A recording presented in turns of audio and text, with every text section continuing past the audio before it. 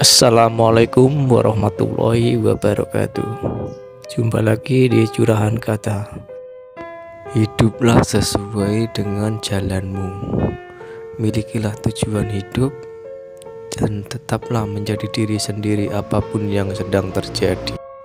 Ngaji filsafat bersama Dr. Fahrudin Faiz. Novel-novel beliau. Yang pertama, ini ada kalimat penegas dari Crime and Punishment. Di situ ada kalimat begini: hanya untuk hidup, hidup dan hidup. Hiduplah seperti apapun caranya. Ini menurut saya ya kunci manusia yang eksis itu ya pertama dia harus hidup. Siap hidup, berani hidup. Kan banyak orang yang tidak berani lagi hidup, tidak siap lagi hidup, putus asa, tidak mau tegak lagi.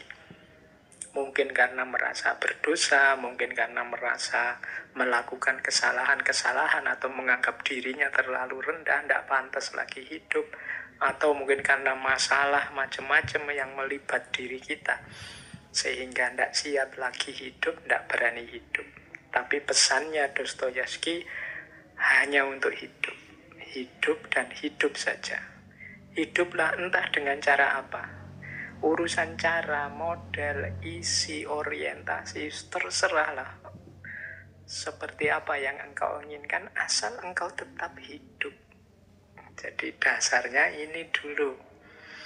Kalau kita sudah tidak mau hidup, tidak siap hidup, apalagi untuk eksis.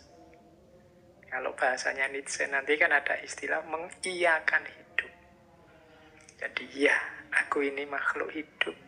Aku ini punya kehidupan yang harus aku syukuri, aku rayakan. Entah bentuknya apa, entah isinya apa. Nanti kita bahas belakangan. Yang penting hidup dulu. Makanya nanti dalam The Brother Karamazov yang membahas Karamazov bersaudara seperti saya jelaskan tadi ceritanya, ada kalimat begini: menurutku, aku bisa menahan apapun kesedihan hanya untuk mampu berkata dan mengulang kepada diriku sendiri di setiap waktu bahwa aku eksis. Di tengah ribuan rasa sakit, aku eksis.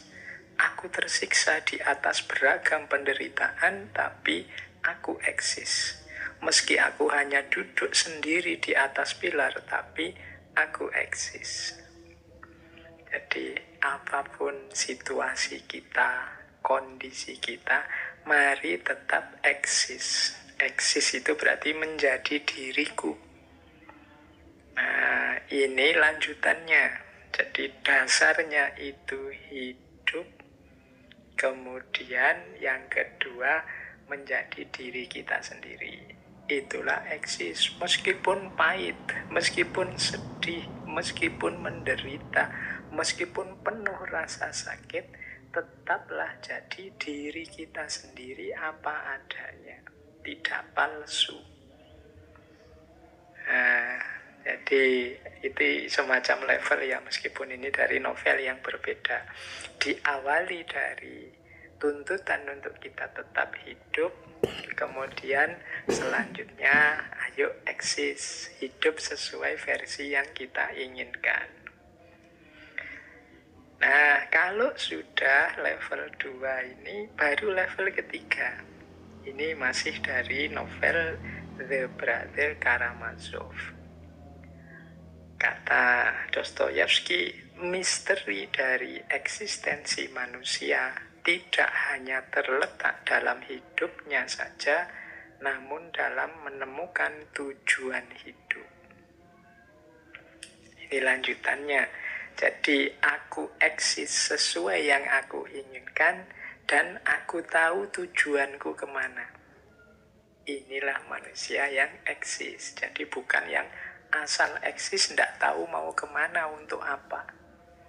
Yang asal eksis itu ya kemungkinan dia tidak sadar tentang dirinya. Jadi misterinya manusia itu bukan bahwa dia hidup, tapi dia punya tujuan hidup. Ini yang jadi kunci membedakan manusia dengan binatang. Tidak asal ada, tidak asal eksis, tapi juga punya tujuan, punya orientasi. Makanya dalam eksistensialisme seperti saya jelaskan tadi, tampak upaya manusia untuk memaknai hidupnya, membentuk hidupnya, mewujudkan tujuan-tujuan hidupnya. Nah, ini level 3. Jadi yang pertama tadi, ayo hidup, ayo eksis, ayo punya tujuan. Biar hidup dan eksistensi kita tidak asal-asalan. Nah, baru kemudian yang keempat. Kalau ini saya ambil dari Crime and Punishment. Ada kalimat begini. Melakukan kesalahan karena mengikuti jalan kita sendiri itu lebih baik daripada menempuh kebenaran hanya karena mengikuti jalannya orang lain. Nah, yang keempat ini lanjutannya. Jadi kita tadi kan eksis menjadi diri kita, menetapkan tujuan. Itu harusnya versi kita, tidak sekedar ikut-ikutan. Kalau hanya ikut-ikutan, ya kita tidak jadi eksis, tidak jadi diri kita. Ayo menetapkan tujuan, ayo mengorientasi hidup sesuai dorongan dari dalam diri kita. Lupa kalau kita baca buku, belajar, mendengarkan orang lain menasehati dan lain sebagainya, itu kan boleh. Boleh, tapi nanti keputusan apa yang kita ambil, apakah nasihat itu kita terima atau tidak, apakah isinya buku kita setujui atau tidak, apakah ceramah ini saya sepakati atau tidak, itu keputusanku sendiri. Tidak sekedar karena aku ikut begitu saja, aku manut saja orang ngomong apa, bicara apa, enggak. Yo, semua yang lain itu pertimbangan-pertimbangan saja. Nah, keputusannya ada di tanganku. Jadi, selanjutnya kita diajari dalam Crime and Punishment itu memutuskan sendiri, milih jalan sendiri. Kalau terus ternyata salah, bagaimana?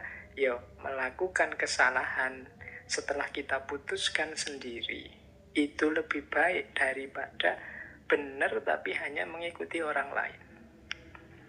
Karena benar mengikuti orang lain itu nilainya turun, kebenarannya. Kita hanya pengekor, pengikut. Yo, ilustrasi mudahnya yang sering saya pakai kan kalau ada anak misalnya masih balita, sholat, itu kan ikut-ikutan orang tuanya ke masjid, ikut sholat. Tapi kan kesadaran untuk sholat ini belum muncul dari keinginannya sendiri. Nilainya kan berbeda dengan orang dewasa yang sadar kemudian mau menjalankan sholat, memutuskan untuk sholat. Nah, nasihatnya Dostoyevsky ini arahnya ke situ. Keputusan kita kadang salah, tapi ketika itu keputusan kita sendiri, kita mantap. Meskipun salah, ya nanti kita revisi. Jadi, ya persis kayak kita jalan misalnya, kok terus kecemplung sumur. Itu kalau jalannya karena kita milih jalan sendiri terus kecebur sumur, itu kan ya memang pilihanku sendiri, resikonya tak tanggung sendiri. Tapi kalau kita jalan hanya ikut orang, tidak sadar orang ini mau kemana, tiba-tiba kita kecebur ke sumur, itu kan ya jengkelnya double. Sudah hanya ikut orang lain, kejeblos lagi. Kalau tadi milih jalan sendiri, kejeblos kan lega. Ya memang pilihanku, resikonya ini. Tapi kalau hanya ikut orang lain, kita kejeblos dan kita menanggung resiko basah di dalam sumur, padahal itu awalnya bukan pilihan kita. Itu kan lebih pahit. Makanya mending mengikuti jalan kita sendiri, lebih lega, lebih eksis, karena di situ kita tampil tidak hanya ikut orang lain, kita tidak hanya tenggelam di balik bayang-bayangnya orang lain. Nah, Ada lagi satu kalimat yang saya ambil dari Notes from Underground tentang orang yang eksis ini mungkin bisa disebut tahap yang kelima ya. Aku katakan, kata Dostoyevsky, biarkan dunia meluncur ke neraka, namun aku harus selalu menikmati tehku.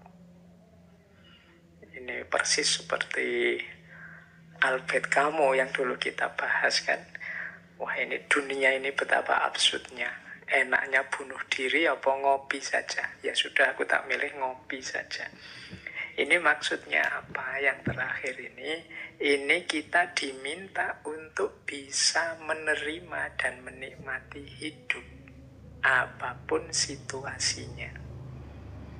Jadi mungkin pahit, mungkin menderita, mungkin penuh kesedihan, ya kita terima dan kita nikmati. Jadi karena memang itulah hukumnya hidup ini. Jadi ini level kelima kalau kita ingin eksis. Yang pertama tadi, ya betapapun kita harus tetap hidup. Yang kedua, hidup dan sekaligus eksis. Jadi tampil menjalani hidup sesuai keinginan kita. Yang ketiga, punya tujuan, tidak asal saja. Yang keempat, tidak tenggelam, tidak hilang di hadapan orang lain, tidak hanya ikut orang lain.